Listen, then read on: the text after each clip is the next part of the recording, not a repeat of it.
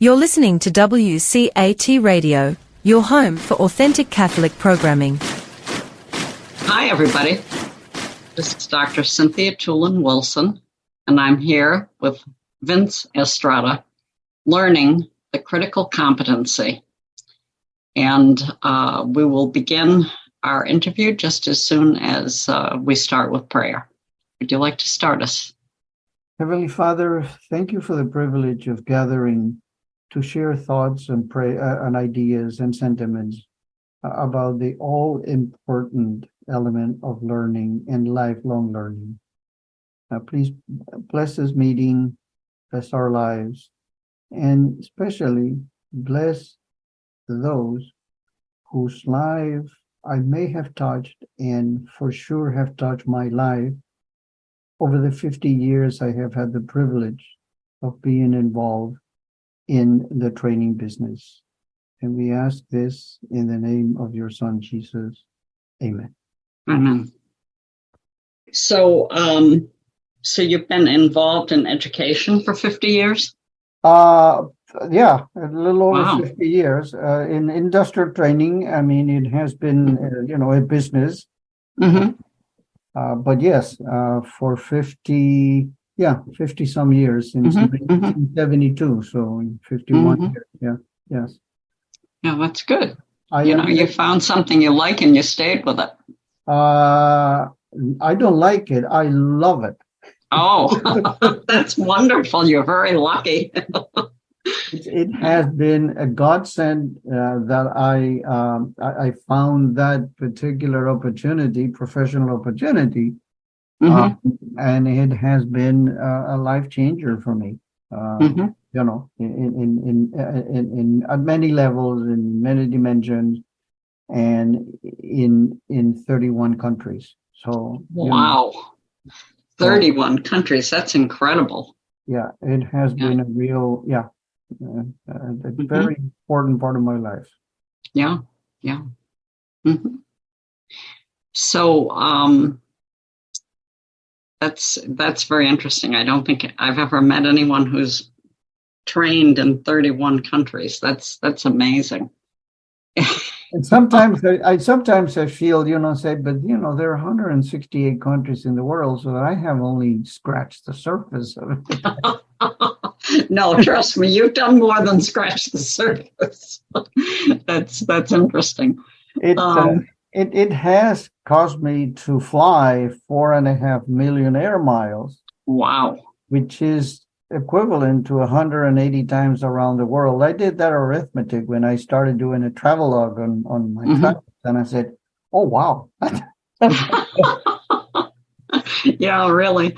We think of the planet as being so big, but when you start doing something like that, I mean, it's like I just have this picture of my mind as you're going around the globe like this. Around the equator, which is, yes. Yeah, that's great. So what exactly led you to write the book? Several things converge. That caused me to start. I started writing this book a number of years ago, and I kind of set it aside, and then later on it kind of picked up again. But with several things. Number one is 50 some years involved in adult learning. In a school setting, this was a business, and it was in the industrial setting, but nonetheless, in adult learning. So that was a factor. I wanted to leave some tracks on that experience, particularly since it was not just restricted to the United States. I had the privilege of doing this in 31 countries. That was one fact. The other fact is, along the way, as I was doing this, the discovery or the realization that learning is a process. And I am, by profession, a process engineer. So I got very excited about that. I said, learning is, in fact, a process. It can be measured, it can be controlled, it can be troubleshot, and it can be optimized. And I said, I just like to share my stories about that. And a third factor that led me to write this, it's a relatively small book. It's not a huge tome. It's 100 and some pages. But the third factor that led me is in 2010, at the suggestion of my wife, I wrote my autobiography. And as I wrote my autobiography, I structure that autobiography in three territories. And in engineering terms, express it as a Venn diagram, three circles interacting.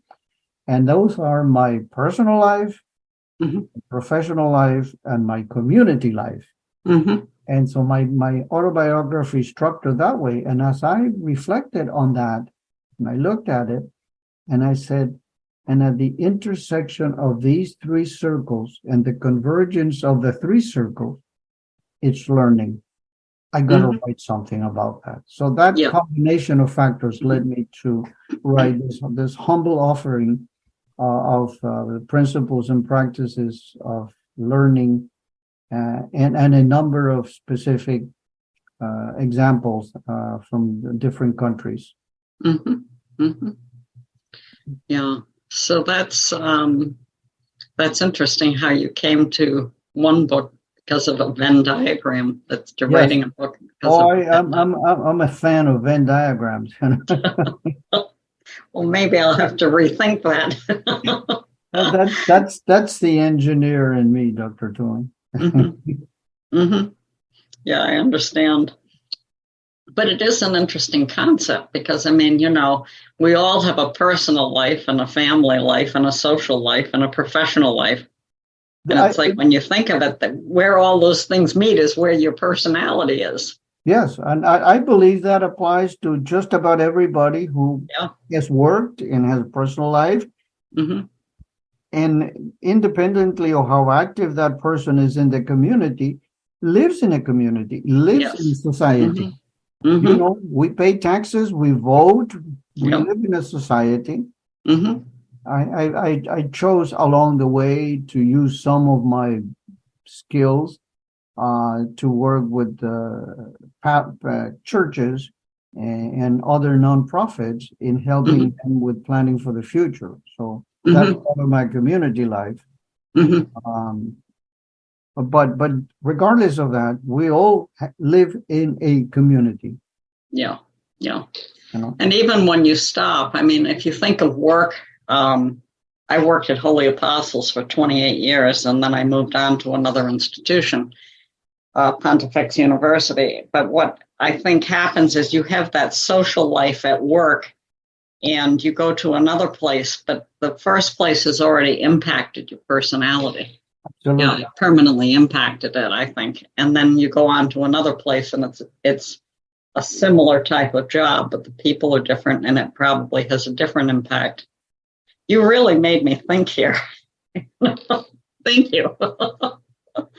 So that's great. I'm going to see myself drawing Venn diagrams now. Just think of that. The interesting thing about a Venn diagram, particularly a three-circle Venn diagram, is not only each of the three circles. I think equally important, and in some cases, maybe more important, is the interfaces between adjacent territories. It's just a lot happening there. In fact, most of it is happening at the interfaces. For example, the interfaces of personal and communal, or the communal and the professional, personal and the professional. At the interfaces, lots takes place, and of course, at the intersection of all three of them, it's your life. That's your life. Yeah, that is your life. My mission statement, I wrote a number of years ago. Excuse me if I'm rambling, but you're not. I find this fascinating. Number of years ago, quite a few times ago, probably 30 years ago, pastor of our church says, you need to read the book, The 7 Habits of Highly Effective People by Dr. Covey.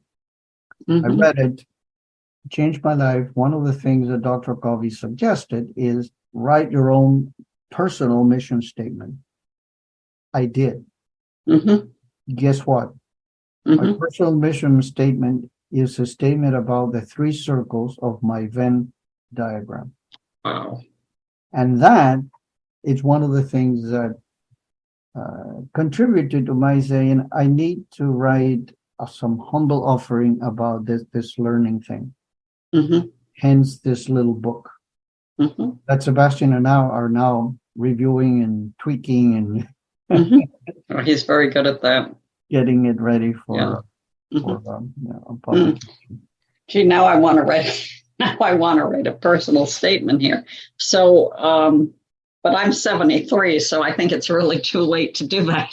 No, No, it is not never too late.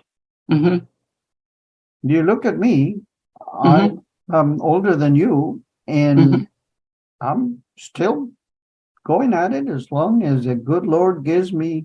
Here is a phrase I heard someplace, and it said, the good Lord has put us on this earth to get some things done. Yeah. And I am so far behind schedule that I don't know how long I'm going to be around. I think we're all behind schedule. Yeah. Yeah, that's a funny one. Yeah. It's true though. As you get older, you can see more things that you should have done or that you want to do. Yes. You know, I think that's part of it too. Yeah. Yeah. I had a bucket list, a so-called bucket list, and I didn't get or haven't done and probably will not do all of the things in that bucket list. One of which was in that bucket list is to revisit my country of birth and upbringing, just Cuba. And I am not sure that is going to be a check mark on my bucket list. So, because I've heard it's beautiful. I don't want to digress or get off the subject. So, but I have heard it's beautiful. I have one of my medical doctors is the son of a Cuban doctor also, and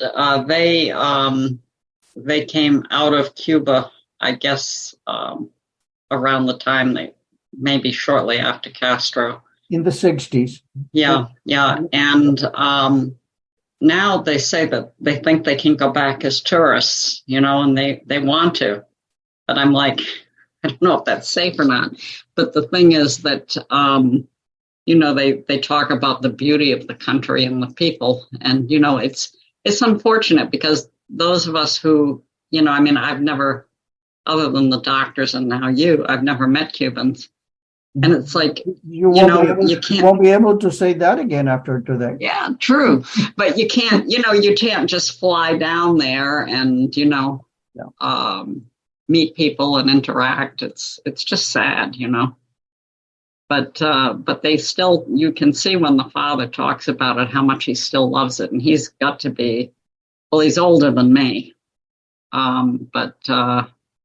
Well, some of the things, and then going back to the subject of learning, the roots of, if I want to go back, as far back as I can, roots of my learning and the things that ready me, unaware as I was at the time, is the world-class education I received from the Jesuits in Cuba.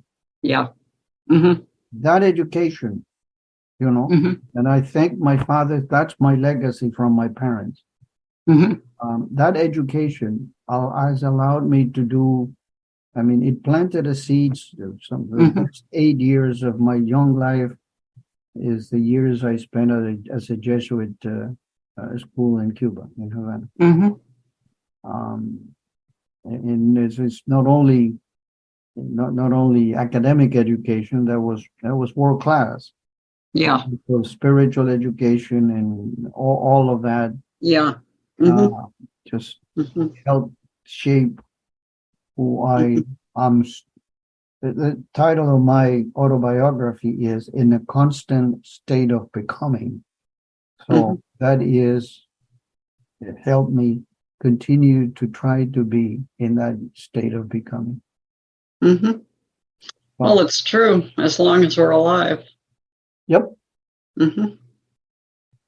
So, Yeah, I just had this world-class disaster in November. My first husband died 16 years ago of cancer, and then last November, my second husband died of heart, liver, and kidney failure. But because of that, I mean, I'm a theologian, so I'm always in church and always doing the, theology. But it was the first time I had the opportunity here in Vermont to be in a parish that became my family. Oh, you're in Vermont now, not in Connecticut. Yeah, I live in Vermont. My second husband was from Vermont, so he moved to Connecticut for a while, but he didn't like all the hustle and bustle. So we moved up here, and I didn't like all the isolation, but now I love it up here. But starting to, I'm, going to the same parish every day, getting to know the people, and knowing the priest's sense of humor. I mean, the priest has a great sense of humor. He's from the Philippines. Oh. It's a little different than American, but, American humor. But it's like, that's something that a year ago I didn't have. And now I have this parish family, this parish community. So we always are in a state of becoming. It is. It absolutely. It is. To me, being in a state of becoming is a very desirable state. Yeah. As opposed to, I already got there. No, you didn't, because somebody just raised the bar right ahead of you. Yeah, right, exactly. It's true. My wife and I have been, we live in greater St. Louis, Missouri area, on the outskirts of Missouri, St. Louis. And we've been in the same parish since we moved to St. Louis in 1977. So whatever that is. And it is a community of faith. And I remember vividly, I know this is getting away from the subject of learning, that's what we want to talk about. And we had a ministry day, and there was a team that came in, and the priest that came in to train Eucharistic ministers said something that has been etched in my heart and in my mind ever since. He says, "Let's stop going to church." And everybody, yep, whoop. He said, let's just gather in this worshiping space and become church. Oh, wow. And I said, oh my. Yeah. That's it. Yeah. That's that's brilliant. It is. It's brilliant. He's one of my heroes. He's now with the Lord. He's a great liturgist, so yeah. Anyway, you lead the conversation, Doctor, and excuse my ramblings, but Oh, I don't think you're rambling. I think you're saying very interesting things. Well, what's the point of being Cuban if you cannot just, go ahead and ramble? And Why not? Why not? Yeah. So I really I think that what you just said, the other thing you just said is true. When we think that we've become, we haven't really yet, because we're still alive. It's like we still change. That's right. And now, from the devastation of last November, and you can't imagine the heartbreak of losing two husbands to death. I'm with both of them. I cannot imagine, but maybe the good Lord needed some good people, and and He said, "Sorry about that, Cynthia," but Yeah. Well, they were both good men, but I think about how, obviously being in a parish doesn't repair the heartbreak of losing husbands, but it helps, and it's a new community, that I belong to, and that I know everybody by first name. Everybody takes care of each other. If my car won't start, someone will come along and help. So it is interesting how even life always changes as long as we're alive, and I think it depends on how you look at things, positively or negatively, as to whether you become something good or bad. Like many widows are grouchy, old, miserable people. And I'm still full of joy. And that's, God bless you. That's wonderful. That's wonderful. Yeah. one of the, so as being in the adult training, it was a job for me. It's a work. It was work.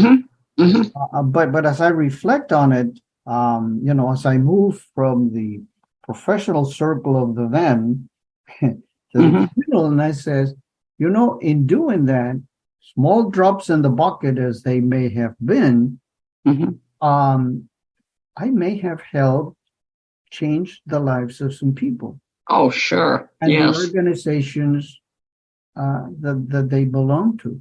And that has happened, even though they probably contributed more to my development than I to theirs. It's a noble profession, and I think that's the reason I stayed. I'm supposed to be retired 4 years ago, but they keep calling me back and says, "Could you do this? Could you train these people? Can you train these people?" And I said, "Twist my arm."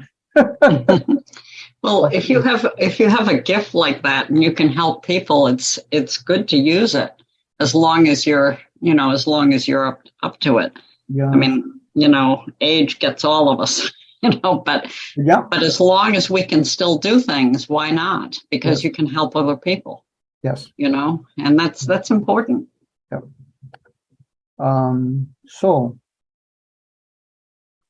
Is there anything that you like to know about this little book?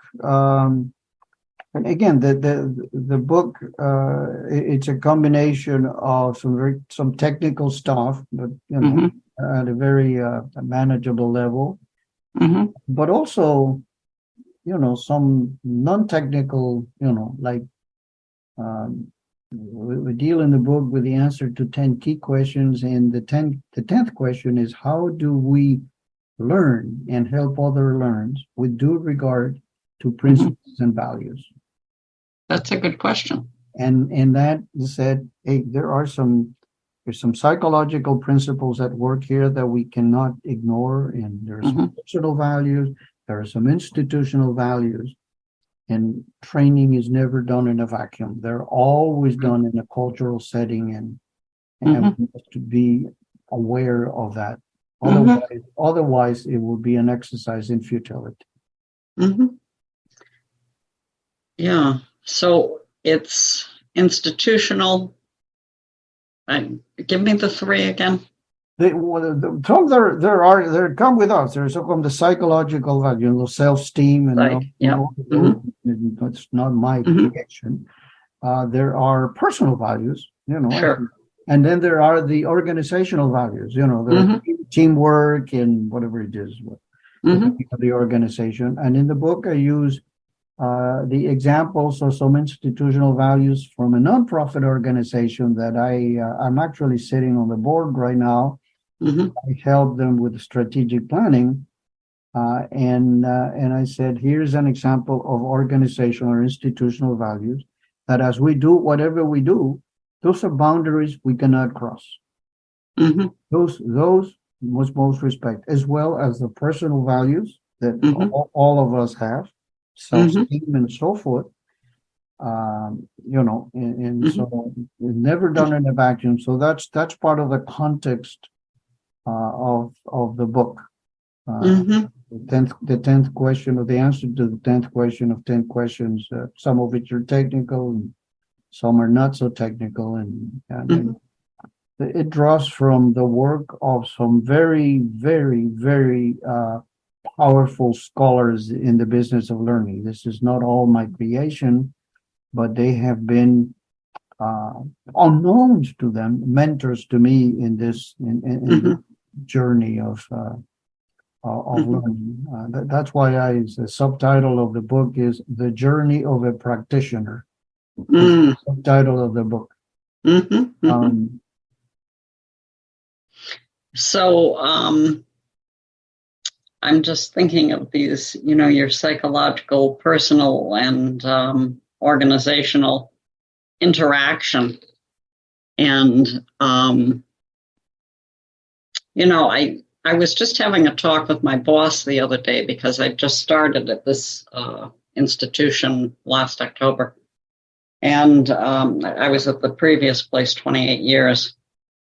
So I was having some success with an issue with some people who were, I think, discouraged. And he said something to me about how did you do that? And I said, because I'm always friendly. So if somebody does something wrong, not morally wrong, but does something wrong in at work, in the work process, then I always try to oh, gee, I've done the same kind of thing, but we better be careful not to do that again. And I kind of laugh, and by being friendly, I've had bosses in my life that were stern, miserable people, Mm-hmm. And it's that personal rule that I've always tried to treat people the way I wanted to be treated. Right. And to be friendly, not like I'm going to let people get away with something, and so, I can see where that would happen. You have an organization that needs particular things done, and, so that's quite an insight you have. Well, it's an insight that, one of the characteristics of a effective learning process, if I may, is it goes through several stages, but one of the key stages is the reflection on experiences that leads you to add to your knowledge base or modify your knowledge base. Mm-hmm. And that cycle is what the learning process is all about. Mm-hmm. So they're reflecting about it, there's a phrase that a lot of people use: practice makes perfect. Mm-hmm. And I said, almost. Practice with reflection and feedback mm-hmm. makes perfect. Yeah. Practice without that may make imperfect. Because you may be doing something wrong and nobody tells you, and you haven't thought about it whether it's right or wrong. Yeah. So that's really part of the learning process. Mm-hmm. An important part of the learning process, the reflective Mm-hmm. part. And I learned a lesson on that when I end up teaching myself a third language. That reflection came in powerfully important in that, when I was teaching myself, which I had to for work reasons, for business reasons. Mm-hmm. I had to train. That's one of the 8 anecdotes I include in the book. I had to train 350 people in a company on learning how to learn in Portuguese. Oh dear! And you didn't speak it at the time. But I was fluent in Spanish, so I could leverage that. Mm-hmm. But I said, I'm gonna put to the test this learning process that I talk about. Mm-hmm. Put it to the test, and it worked. Mm-hmm. And I said, well, you have a facility for language, and I said, no, I have developed a facility for learning. Mm-hmm. Yeah.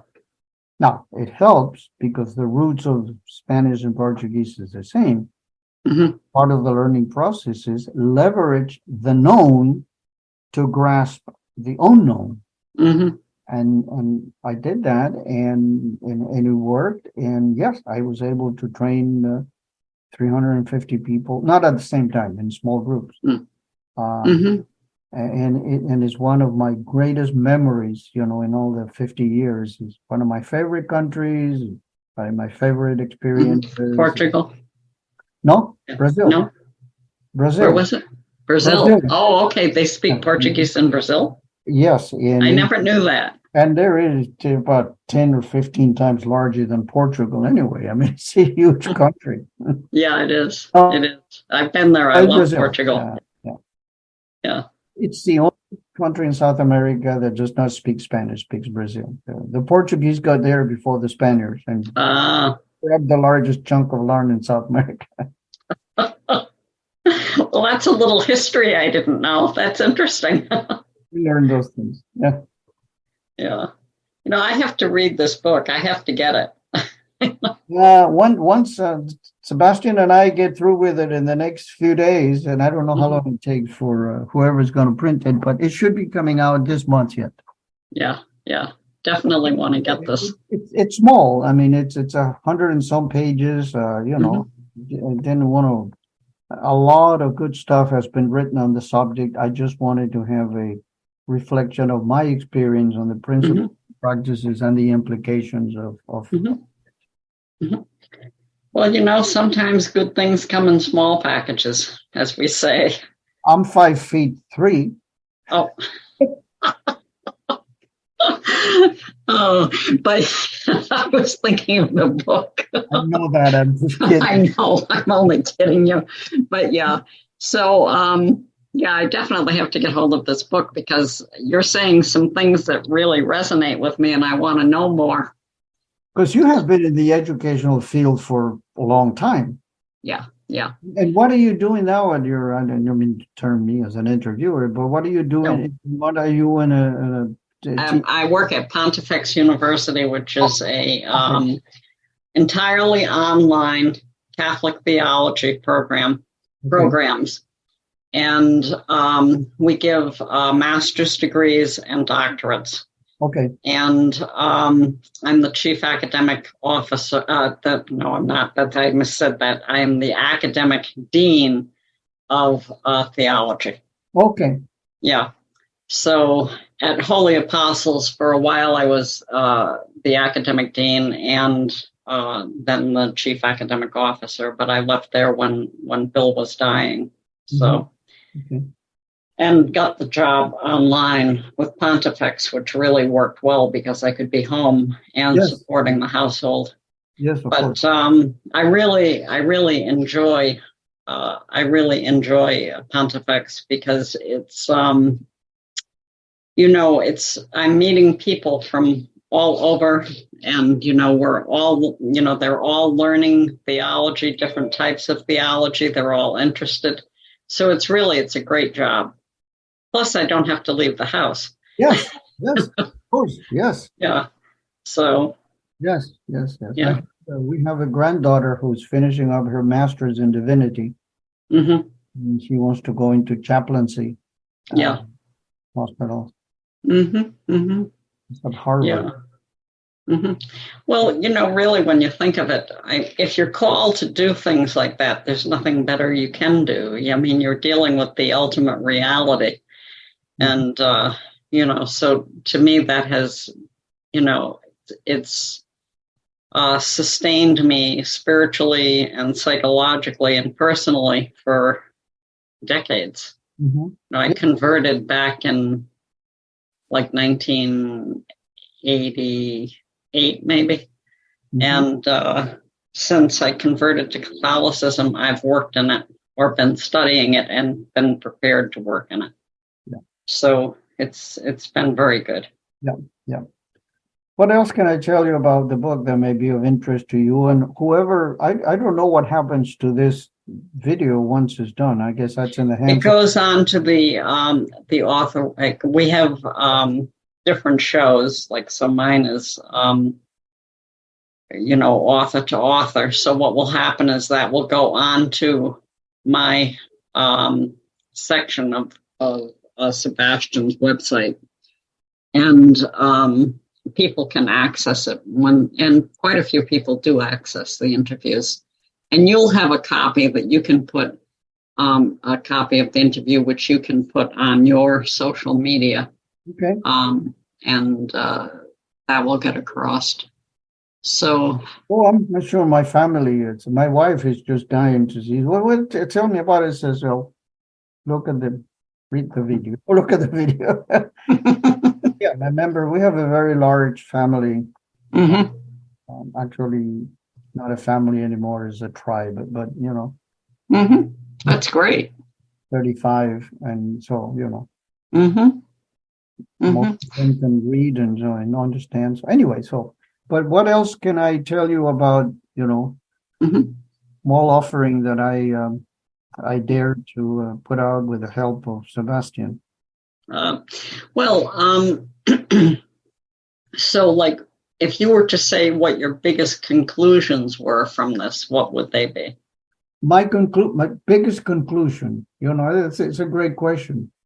One of there's several, but one of the biggest conclusion is, and I was writing the book, Mm-hmm. and I was sending it to some people, knowledgeable people. One of which is a retired professor at one of the universities here. And the comment he made is says, there is a thread that weaves through your book, and I think you should talk more about it, which is lifelong learning. Mm-hmm. And I said, oh, yes, Jim, now that you mention it. So the epilogue of the book is lifelong learning and some suggestions and tips. And the big conclusion for me is learning is not something that ends when you finish your formal education. Oh, no. Matter of fact, that may be the beginning. Mm-hmm. You're right. The lifelong learning, whether it is in a formal setting or an informal setting, make the best of it. We are in a constant state of becoming. Enjoy the ride. That, to me, is the biggest conclusion. That's a great conclusion. I just like that idea, the way you put it, of that we're always in the process of becoming. It's like we're never finished, really. Never finished. And if the people who are in the sciences and know what an asymptote is, where the curve just hugs the upper axis, and when you think you're reaching it, somebody races that upper axis, and you still have you still have a target to move towards. Yeah, that's great. And actually, it's really great because it keeps you, it keeps you alive. It keeps you going. It keeps you alert. It gives you a reason to do your work. As long as the good Lord gave us the cognitive skills and still there, and I think He expects us to make the best of it. Yeah, I think that's true. I don't, in this country, I don't know about the rest of the world, but in the United States, there's a great deal of, I would say, prejudice against the elderly. It's like, as I said, I'm 73. It's not unusual for people to say to me, when are you going to retire? I was having that question when I was like 63, 10 years ago. But it's not any particular person. It's just it's not a normal, I guess it's just a common thread that goes through this life here in the United States, that at some point you have an expiration date for work. That's right. That's right. And Social Security defines that for you. Yes. Yep. So, I mean, I'm still really interested in stuff. And I know a lot of people much older than me that teach that are still really interested in stuff. Go for it. Oh, yeah. I agree. Are you retired? And I said, I am retired, but not retiring. Yeah, I understand. Yeah. You mean, am I drawing Social Security? Yes. Am I retired? No. I don't intend to. Yeah, I mean, it seems to me that when, at some point you do probably have to stop because you get, you get forgetful or you get too tired or you get sick. I mean, any of those things. But until then, why would you stop? Yeah. And there's always something new to learn. That's right. There's always something new to learn. So anything else? Or, I mean, this is something that absolutely fascinates me. I can see that. It is a fascinating topic. It is. And one of the things when I was writing the book, and I did a bit of research on the side from people who are, in fact, the gurus of these things. And there are some in the United States, well known. And in fact, the book includes, at the end, what I call the influencers, the people who are in fact the gurus of that one. Mm-hmm. The pictures and what their contribution has been.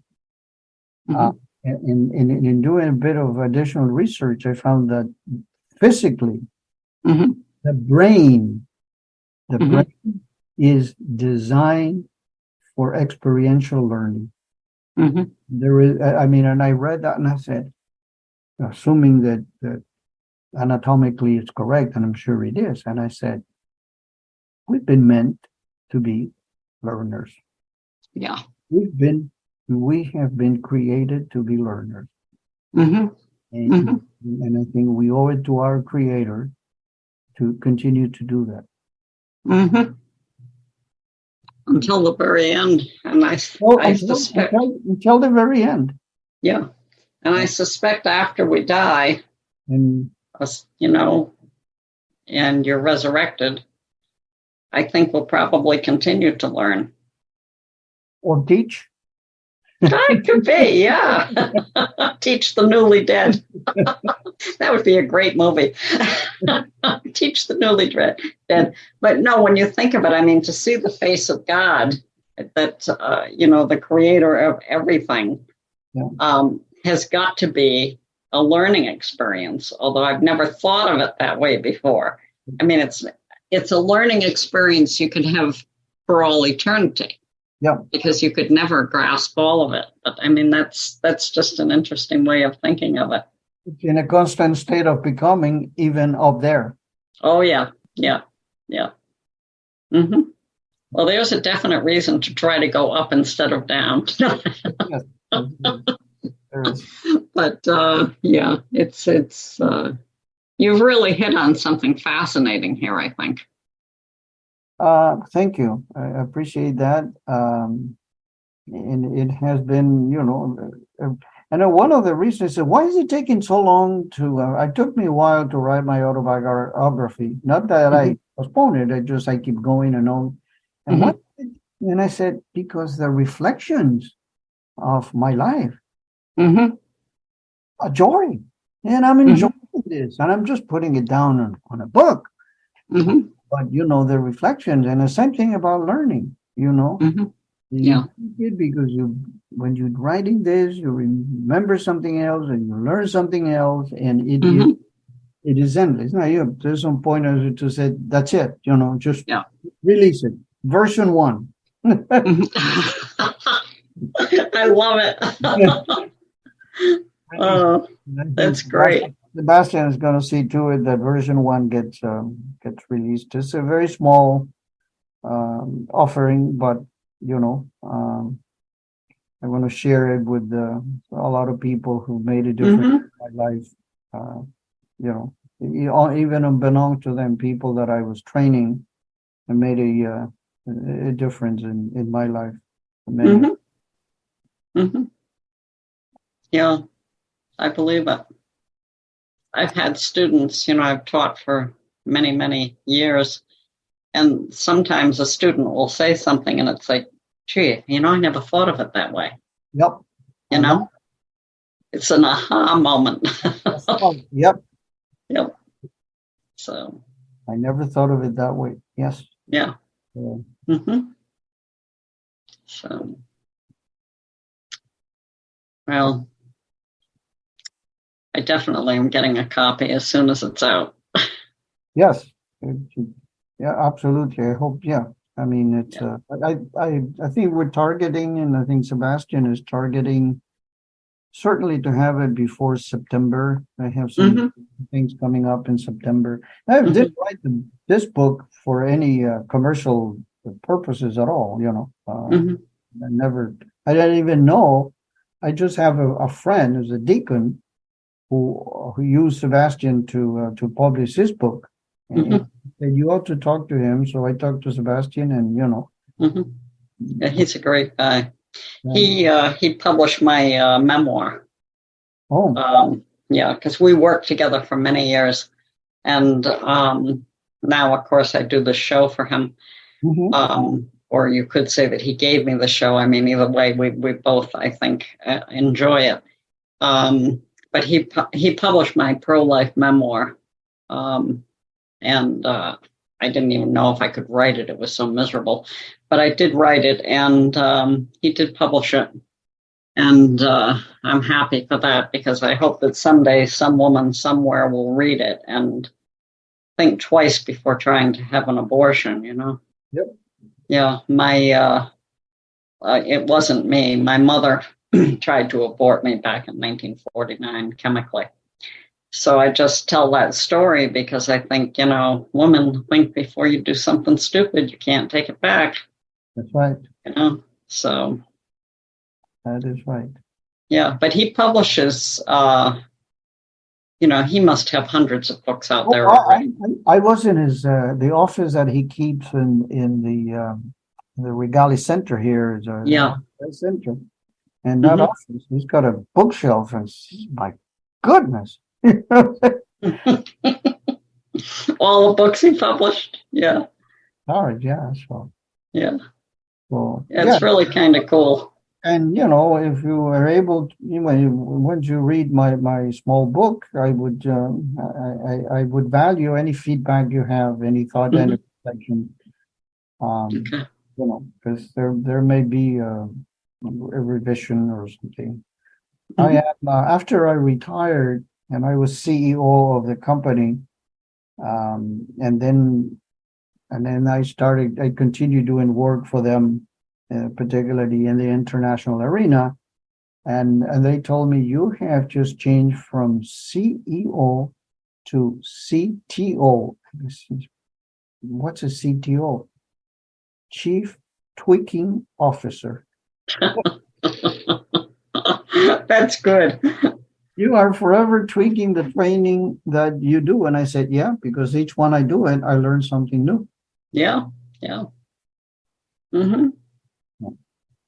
Well, it sounds like you've had a good life, not only professionally, but personally. My life. You're very happy. The end of my autobiography, I remember the line, my life has been undeservingly and abundantly blessed by a God who cannot be outdone in generosity. Yeah. End of story. That's beautiful. And so I have a need to continue to try to give. And part of it, I was just interviewed recently. I'm an immigrant. I've been here a long time, and I'm an immigrant, so I have to be grateful for being able to find a new country when our country was stolen. And family I have, the wife I've had, married for 62 years, 2 weeks from tomorrow. Better remember. Yes, you should. The large family, the children, grandchildren, great-grandchildren, all the education I received in Cuba, the Jesuits, the education that my father were able to give me in the United States, and the engineering school that I attended, that I graduated from, thanks to my father's foresight, and thanks to the education I received from the Jesuits. It was accepted a very fine engineering school. And well, that's good. It sounds like you've had a really good life. I have. And you should continue living it to the utmost. I certainly will try. Yes. I appreciate you taking time for this conversation. Well, I had fun. I don't know about you. I did too. Yeah, good. These things are opportunities and platforms to just share and and so forth. I think Sebastian is trying to convince me to update my biography and to go ahead and publish it. Sure, why not? I just had it printed by printer, and it printed just enough copies for the family. Oh, okay. Who might be interested in my autobiography? And he said, You never can tell. Sometimes you write something and it might just touch one person and have a tremendous impact. So also the travel log that I wrote about my experiences with each one of the I've been in 30, I've done work in 31 countries, but I've been in 33. Obviously, Cuba, which is my country of birth, I didn't do work over there. And Italy, we went for an event in the year 2000, a family. Mm-hmm. So 33 countries. Well, God bless you. Right there, impressions on each one of these 33 countries. And I did a travel log, and Mm-hmm. we will publish that. That's great. Oh. Well, I wish you luck with this book. I think it's pretty interesting, and I think a lot of people will find it that way if they stumble upon it. I hope so. Yeah. I hope so. Mm-hmm. I don't know who is in charge of this video and whether we're going to be cut off or we're finished. Oh, no. He'll let that go until I hang up. Oh, okay. Yeah. Cool. Okay, Mm-hmm. good. You're in charge. Good. Yeah. It's good. Yeah.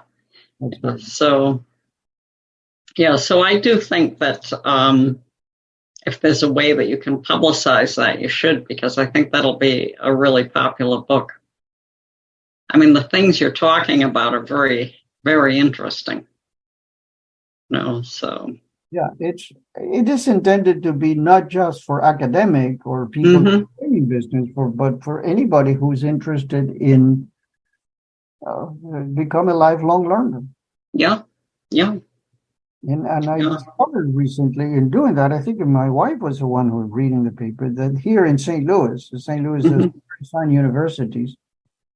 Washington University here in St. Louis has something called the Lifelong Learning Institute. And I said, I want to talk to those people. Yeah. And my wife says, for what? And I said, maybe I can teach there. Yeah. I don't know. I think there are a lot of people who are starting to think that way. It's interesting because, as I said, many in this country think once you're old, you should just retire and go away somewhere. But others, that usually the elderly like me, I was just accepted where I work to take another master's degree. Oh, wow. Yeah. And I've always been interested in art, and I know almost nothing about it. So they offer a master in sacred art. So I'm going to take that. And if I'm still alive and well by the time I finish that, I'm going to go on for the doctorate in sacred art. Good for you. Good for you. Well, I can't wait.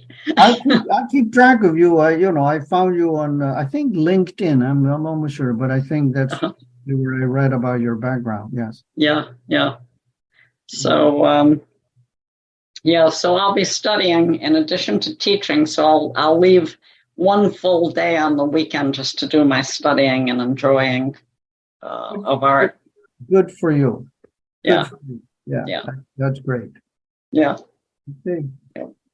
And the priest, I had to get a recommendation from him, and he came over to me and he said, I can't believe you're still studying. It's like, oh yeah.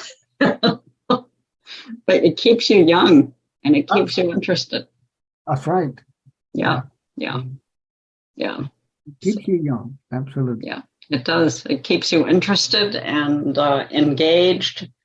And, to learn new things is really wonderful. Yep. Absolutely. Yeah. So. And to learn, help others to learn new things is just as fulfilling, if not more. Yeah, I bet it is. Yeah. Mm-hmm. Okay. Well, I will have, when Sebastian gets the book published, I'll have him send me one. Sure, of course. And I'll let you know when I read it. Yes, please. I think it's going to be very interesting, I'm sure. Yes, I would love any feedback. I'm very open to feedback, and there may be a version 2. Who knows? Why not? Go for it. Yeah. Okay. So, and I'm assuming that I will be told where to get the link so that I can. Oh, yeah. Okay. Yeah, he'll send it to you. Okay. Very good. Okay. Would you like to close us in prayer? Yes. Okay. Heavenly Father, thank you very much for this opportunity to share our thoughts and ideas and feelings about this all important element of our life, this life-giving, lifelong learning that you have built into us. Help us to continue to be open to the possibilities. Help us to continue to be open to the opportunities to help others be in a constant state of becoming. In the name of your Son, Jesus, amen. Thank you very much. And Thank you. if you write a sequel or you write another book, make sure you let me know and we'll do another interview. Absolutely. Love to. Okay. I really enjoyed it. Thank you So so did much. I. Okay. Okay. You take care. You too. Yeah. Bye. Bye-bye. Hello, God's beloved. I'm Annabelle Mosley, author, professor of theology, and host of Then Sings My Soul and Destination Sainthood on WCAT Radio. I invite you to listen in and find inspiration along this sacred journey we're traveling together to make our lives a masterpiece and, with God's grace, become saints. Join me, Annabelle Mosley, for Then Sings My Soul and Destination Sainthood on WCAT Radio. God bless you. Remember, you're never alone. God is always with you.